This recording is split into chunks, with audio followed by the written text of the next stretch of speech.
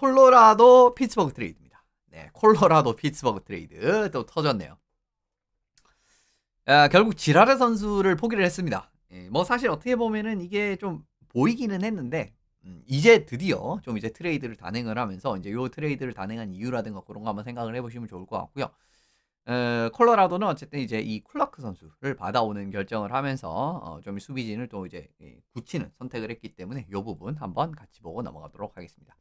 피츠버그부터 살펴볼 텐데 피츠버그는 사무엘 지라르 선수랑 2028년 2라운드 지명권을 받았습니다. 사실은 표면적인 가치를 보면은 솔직히 말씀드리면 쿨러크의 2라운드 지명권 해가지고 이 지라르를 받아야 될 것 같은데 2라운드로 받았잖아요. 이제 뭐 그 이유 같은 부분도 그 이유를 넣었던가? 뭐 안 넣었으면 제가 설명드리면 되니까 그렇게 말씀드리도록 하겠습니다.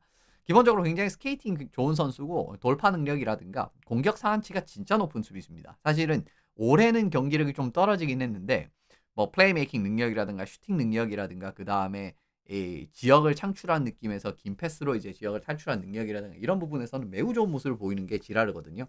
이제 그 과정에서 결국은 말씀을 드리게 되는 부분이고요. 결국은 1, 2라인 수비진에서 좀 퍽 운반 확실한 옵션을 하나 더 추가했다고 보시면 좋습니다.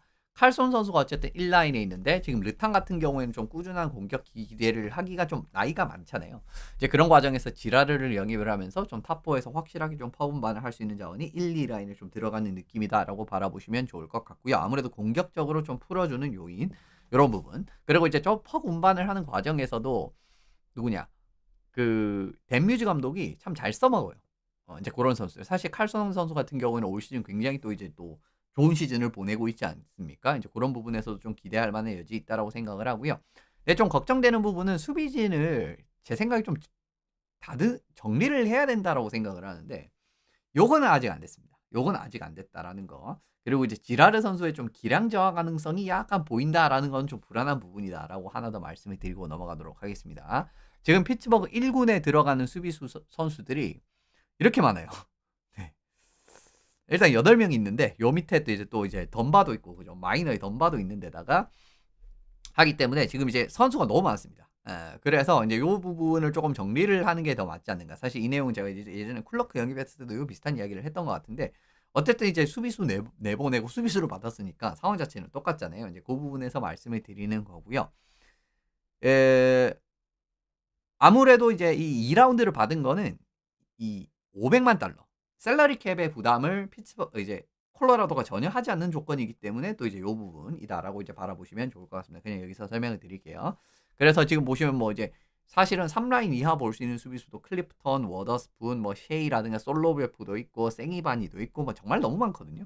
그렇기 때문에 사실 이 정도로 많은 필요는 없지 않는가라는 부분에서 조금 물론 이제 팀에 굉장히 부담이 되는 건 아니지만 한번 좀 정리각을 봐야 되지 않는가 이런 생각도 좀 개인적으로 해봅니다. 그리고 지라르 선수가 연도별 경기당 포인트 추이를 바라보시면은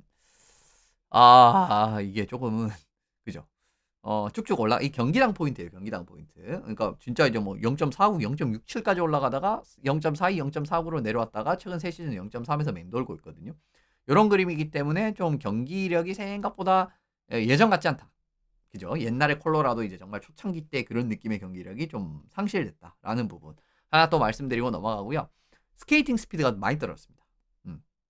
이게 저는 개인적으로 굉장히 걱정되는 부분인데 작년까지만 해도 탑 스피드가 36.61km가 나오면서 NHL 상위 12%에 해당하는 선수였었어요. 그런데 올해 34.52km로 급락했고요. 게다가 32km 이상 가속 같은 경우에도 69회에서 26회 거의 이제 절반 가까이 이제 이렇게 떨어진 모습이 나오고 있기 때문에 이런 과정에서 스피드가 줄어들었다라는 건 좀 걱정해야 될 부분이지 않나라는 개인적인 말씀을 드려봅니다. 아무래도 지역 돌파라든가 스피드가 확실히 필요한 느낌의 경기력을 잘하는 게 또 이제 지랄의 강점이었기 때문에 그 말씀을 드리는 거고요. 그래도 어쨌든 예. 아이고 감사합니다. 예. 지금 나오네. 슈퍼챗 감사드립니다. 감사합니다. 아까 그 하신 게 지금 나오네요. 예. 감사합니다. 예. 감사합니다.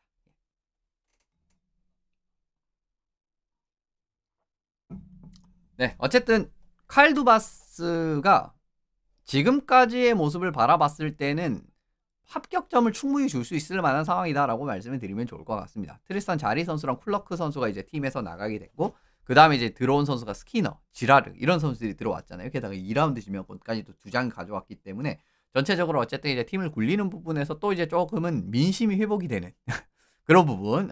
정말 이제 민심이 안 좋았던 적이 있었거든요. 근데 조금 회복이 되는 그런 그림이라고 말씀을 드리면 좋을 것 같고요. 지명권이 어마무시하게 많아졌습니다. 지금 바라보시면 아주 이제 확실하게 드러나지만 2라운드, 3라운드 지명권이 앞으로 그냥 우수수 있어요. 이제 요런 부분에서 물론 이제 탑 티어급 재능을 얼마나 뽑아내느냐는 앞으로 해결해야 될 과정이 되겠지만 탑 재능도 중요하지만은 어떻게 보면 좀 뎁스 팀으로 가는데도 이런 이제 좀 중간 자원들도 이제 굉장히 잘 뽑고 하는 부분이 중요하지 않습니까?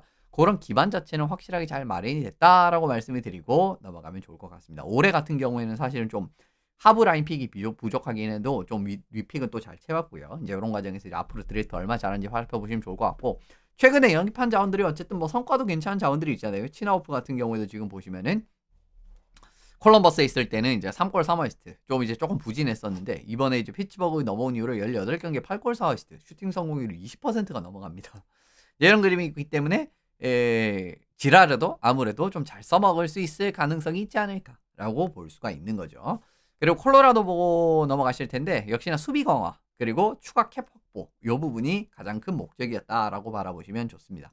지라르 선수가 공격에서는 참 좋은 선수라도 결국은 플레이오프라든가 이런 부분에서 피지컬 안 좋고 실책 나오고 이런 부분 때문에 결국 다소 쉬운 실점에 관여가 된다. 그래서 이제 제가 항상 이제 콜로라도의 플레이오프를 조금은 너무 긍정적으로 점치지 않았던 이유는 사실 지라르도 큰 이유 중에 하나였었잖아요. 그래서 이제 이런 부분을 말씀을 드리는 건데 어쨌든 이 피지컬 및 실책 이런 부분에서 굉장히 쉬운 실점에 좀 많이 관여가 되는 게 지라르였습니다. 어쨌든 지라르 내보내면서 꼭 쿨러크가 들어왔기 때문에 이런 부분 좀 수비적으로 좀 더 탄탄한 역할 기대를 할 수가 있을 것 같고요. 그리고 공격적으로 제 생각에 멀린스키 선수의 파트너로 아무래도 좀 점찍을 가능성이 높지 않을까. 멀린스키가 워낙 공격적인 선수이기 때문에 그 선수의 좀 수비적인 역할을 좀 많이 덜어주고 수비 역할을 많이 좀 수행을 할 수 있는 쿨러크 멀린스키로 아마 3라인을 구성하지 않을까라고 생각을 해봅니다. 그리고 페널티 킬링 역시 기대가 가능한데 지금 보시면 콜로라도 수비수들 시즌 평균 페널티 킬링 시간이거든요. 테이브스 머카 당연히 있고 그리고 번스랑 맨슨이 있잖아요. 그죠? 물론 이제 번스랑 맨슨이 2라인이기 때문에 쓰는 부분은 있지만 이제 쿨러크가 들어오면 솔직히 말씀드리면 번스는 뒤쪽으로 보내고 이 쿨러크랑 맨슨 이런 식으로 이제 PK 라인을 구성을 해도 괜찮고 이렇게 구성을 했을 때는 브렌트 번스를 PK에 제외를 하면서 체력적인 안배도 되고요. 게다가 수비까지도 사실 번스가 수비적인 부분은 좀 나이도 들고 이런 부분이 있기 때문에 너무 이제 부담스러운 상황은 좀 번스도 부담스럽거든요. 이제 그런 과정에서 말씀을 드리게 되는 부분이고요. 그리고 또 하나 중요한 거는 이 선수가 너무 잘하기 때문이야. 샘 멀린스키. 멀린스키 선수가 사실 지라르 선수의 자리를 완벽하게 대체했다라고 바라보셔도 좋은 활약을 올 시즌 펼쳐주고 있어요. 55경기에서 25포인트나 올리고 있는 어떻게 보면 정말 확실한 공격형 수비수로서의 그런 좀 도약을 읽어내는 그런 시즌을 보내고 있다라고 말씀을 드리는데 측정치에서도 바라보시듯이 멀린스키랑 지라르는 모든 부분에서 멀린스키가 지금 더 낫다라고 보셔도 사실은 과언이 아닐 정도입니다. 슈팅 톱 스피드도 훨씬 빠르고 그 다음에 이제 슈팅 영역별이 아니라 이제 슈팅 그 스피드별로 따져보셔도 훨씬 더 좋고요.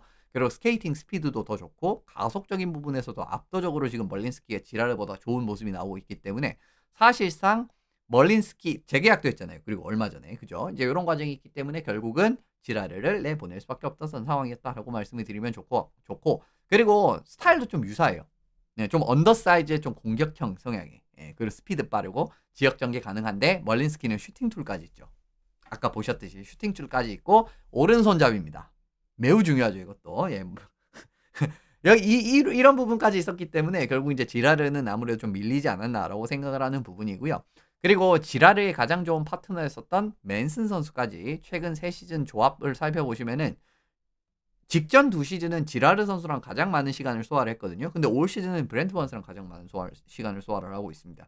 이런 과정에서도 이제 지라르 선수의 좀 역할도 줄어든 데다가 멀린스키라는 좀 이런 표현이 그렇게 좋지는 않지만 좀 상위 호환격에 해당하는 선수가 나타났기 때문에 결과적으로 콜로라도는 이런 선택을 했다라고 바라보시면 좋을 것 같아요.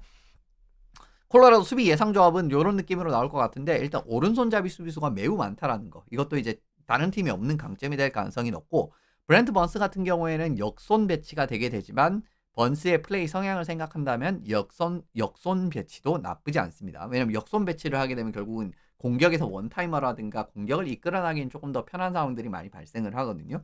그 과정에서 말씀을 드리는 거고요. 그리고 이제 1라인, 2라인, 1라인, 3라인 같은 경우에는 좌우 이런 부분 확실하게 맞출 수 있기 때문에 그 부분도 좋다라고 말씀을 드릴 수가 있겠네요. 그죠? 오른손 퍽 운반 자원도 많다라는 것도 강점이겠죠. 그죠? 케일마카, 멀린스키, 뭐 번스 이런 선수들 되고, 그리고 뭐 테이브스라든가 이런 선수도 이제 뭐 어떻게 보면 왼손잡이긴 해도 퍽 운반 가능하니까 1라인부터 3라인까지 확실한 공격적인 기여 같은 부분도 기대를 해보시면 좋을 것 같습니다. 또 중요한 건 역시나 캡을 절약을 했다라는 거겠죠.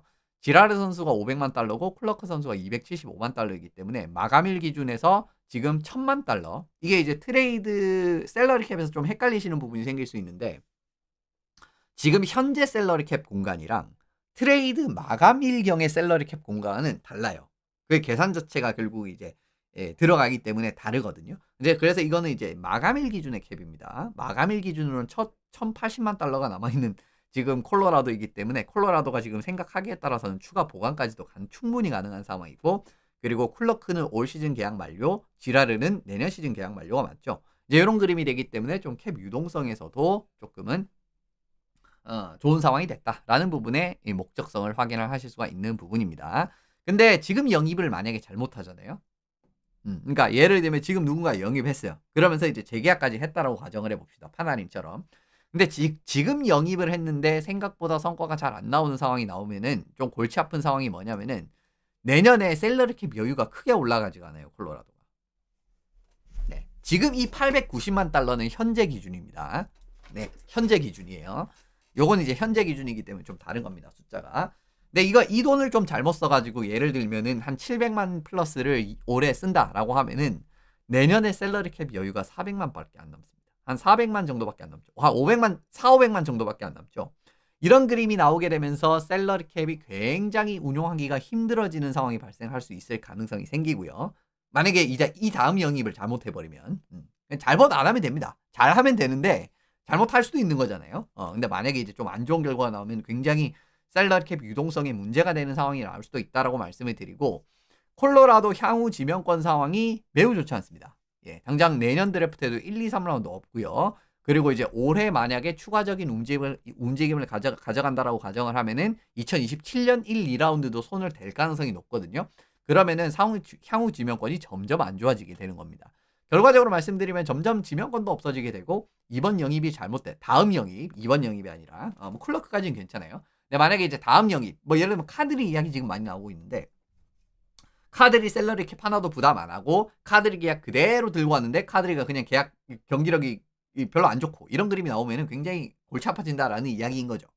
그래서 결국은 지금 다음 움직임이 콜로라도 입장에서는 또 매우 중요한 움직임이 되어버렸다라는 부분. 그렇기 때문에 다음 움직임을 한번은 좀 유심히 살펴보시면 좋지 않을까라고 말씀을 드려봅니다. 근데 그 다음 움직임이 솔직히 말씀드리면은 이번 데드라인이 될 수도 있고요. 그 다음 시즌 끝나서가 될 수도 있어요. 근데 어쨌든 그 움직임 자체는 매우 중요하다라는 걸 마지막으로 말씀을 드리면서 오늘 트레이드 내용은 이렇게 마무리를 지어보면 좋을 것 같습니다. 어쨌든 오늘은 조금 가볍게 준비를 했는데, 다음 주 원래는 제가 그 결승전 리뷰를 하려고 그랬거든요.